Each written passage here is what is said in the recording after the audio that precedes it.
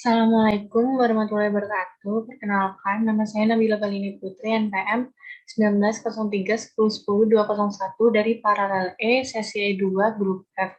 Di sini saya akan menjelaskan tentang hasil praktikum mikrobiologi industri, yaitu isolasi jasa training. Isolasi jasa training merupakan suatu teknik yang bertujuan untuk menumbuhkan mikroorganisme di luar lingkungan alaminya. Pemisahan jasa training di luar lingkungan bertujuan untuk mendapatkan bakteri biakan yang tidak bercampur dengan bakteri lain yang biasa disebut biakan murni. Prinsip dari isolasi jasa training adalah memisahkan satu jenis mikroorganisme dari mikroorganisme lain yang berasal dari suatu campuran berbagai mikroba. Metode ini dapat dilakukan dengan menumbuhkannya pada media padat, sehingga sel mikroorganisme akan membentuk koloni yang tetap pada tempatnya, tanpa ada kontaminasi oleh mikroorganisme lain. Prinsip isolasi jasa training. Prinsip isolasi ini adalah memisahkan satu jenis mikroba dengan mikroba lain yang berasal dari campuran bermacam-macam mikroba. Hal ini dapat dilakukan dengan menumbuhkan mikroba dalam media padat sehingga sel-sel mikroba akan membentuk koloni sel yang akan tetap di tempatnya. Beberapa metode untuk memperoleh biakan murni dari suatu biakan campuran yaitu metode cawan gores dan metode cawan tuang. Kedua metode ini didasarkan pada prinsip pengawetan dengan maksud untuk memperoleh spesies individu dengan anggapan bahwa tiap koloni dapat terpisah dari satu jenis sel yang dapat diamati. Selanjutnya, fungsi dan tujuan isolasi jasa training. Pemisahan mikroorganisme dari lingkungan ini bertujuan untuk memperoleh biakan bakteri yang sudah tidak bercampur lagi dengan bakteri lainnya dan disebut sebagai biakan murni. Pemisahan ini dapat dilakukan dengan menumbuhkannya dalam media padat, sehingga sel mikroba akan membentuk koloni sel yang tetap pada tempatnya. Mikroorganisme tersebar luas di alam baik di tanah, air, maupun di udara. Keberadaan mikroorganisme baru dapat kita rasakan melalui makanan yang kita konsumsi. Bahan pangan selain merupakan sumber gizi bagi manusia juga sebagai sumber makanan bagi perkembangan mikroorganisme. Pertumbuhan atau perkembangan mikroorganisme dalam makanan sangat erat hubungannya dengan kehidupan manusia. Selanjutnya ada beberapa metode isolasi. Yang pertama adalah split plate method, yang merupakan teknik isolasi mikroba dengan cara menginokulasi kultur mikroba yang dilakukan pada media agar padat. Media ini dilakukan dengan cara mengencerkan biakan kultur murni. Yang kedua ada pour plate method, yaitu dilakukan dengan cara menginokulasi medium agar yang sedang mencair pada temperatur 45 hingga 50 derajat dengan suspensi bahan yang mengandung mikroba dan menuangkannya ke dalam cawan Petri steril. Yang ketiga ada strict plate method, yaitu dilakukan dengan cara menggoreskan suspensi bahan yang mengandung mikroba pada permukaan media agar padat. Yang terakhir adalah metode isolasi pada medium cair, yaitu dilakukan bila mikroorganisme tidak dapat tumbuh pada agar cawan atau medium padat, tetapi hanya dapat tumbuh pada kultur air. Metode ini juga perlu dilakukan pengenceran peluang dengan beberapa series pengenceran. Semakin tinggi pengenceran peluang untuk mendapatkan suatu sel semakin besar. Selanjutnya ada hal yang harus diperhatikan dalam isolasi jasa training, yaitu mikroorganisme ada di alam ini sehingga pembuatan kultur murni tidak hanya melibatkan isolasi mikroorganisme tertentu dari populasi mikroba alami campuran, tetapi juga pemeliharaan individu yang hal yang harus diperhatikan adalah yang pertama ada wadah biakan. Wadah biakan pada dasarnya harus dibuat steril. Yang kedua ada kontaminan pada tabung reaksi dan Erlenmeyer dapat dicegah dengan menutup lubangnya dengan penutup yang sesuai. Dan yang ketiga adalah pemilihan wadah. Pilih yang sesuai dengan mikroorganisme yang akan diisolasi. Selanjutnya ada perbedaan biakan murni dan koloni bakteri.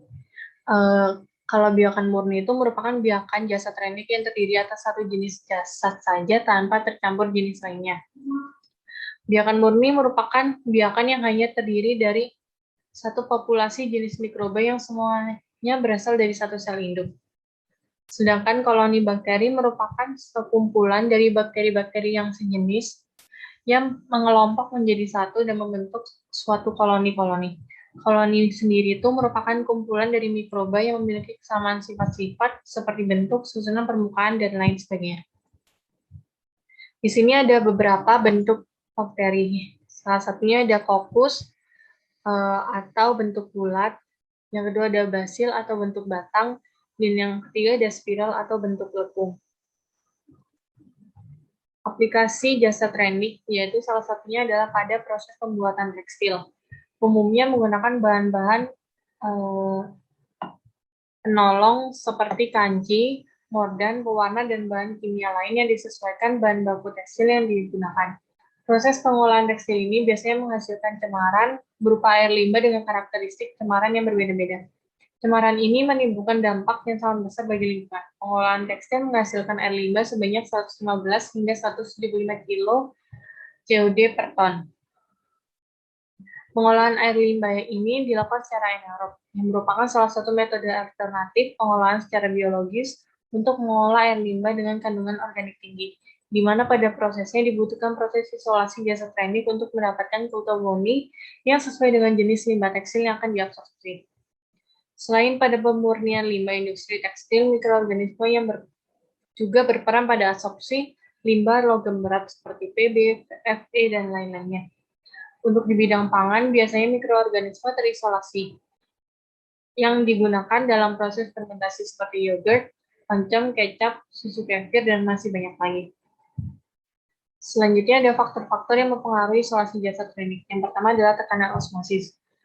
Bakteri memiliki dinding sel yang kaku yang dapat menahan perubahan tekanan osmotik, sehingga biasanya tidak menunjukkan perubahan bentuk ataupun ukuran yang menyolok bila terjadi plasmolisis atau plasmodisis. Yang kedua adalah kebutuhan oksigen. Kebutuhan oksigen pada bakteri itu pada bakteri tertentu mencerminkan mekanisme yang digunakan untuk memenuhi kebutuhan energinya. Yang ketiga adalah derajat keasaman atau pH. Sebagian besar bakteri memiliki nilai pH minimum dan maksimum antara 4 dan 9 dalam pertumbuhannya. Pada umumnya, pH optimum pertumbuhan bakteri ini terletak pada pH 6,5 hingga 7,5. Yang keempat ada suhu. Semua proses pertumbuhan bakteri bergantung pada reaksi kimia, yaitu laju reaksi yang dipengaruhi oleh suhu. Dan yang terakhir adalah nutrisi. Kebutuhan nutrisi bagi mikroba terdiri dari substrat atau sumber energi dan karbon untuk pembentukan sel baru dan elemen anorganik, serta faktor pertumbuhan atau nutrien organik. Selanjutnya, hasil dan pembahasan setelah dilakukan praktikum. Di sini ada tabel pengamatan isolasi jasa training secara mikroskopis.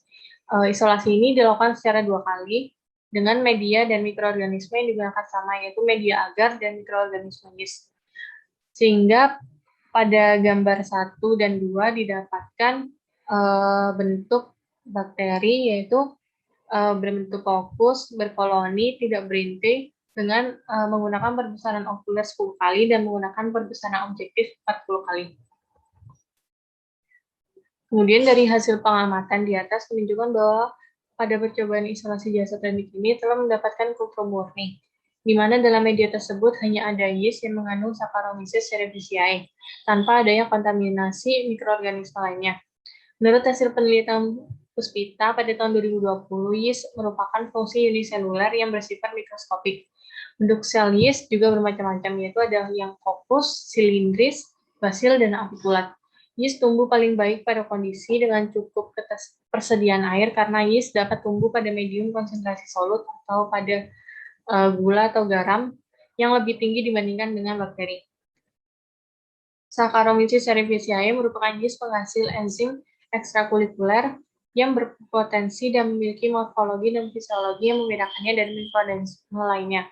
Karakteristik Saccharomyces cerevisiae ialah berwarna putih, menonjol, berbentuk kokus, dan permukaannya mengkilap, halus, serta licin. Sekian dari apa yang saya sampaikan, kurang lebihnya mohon maaf apabila ada salah kata. Wassalamualaikum warahmatullahi wabarakatuh.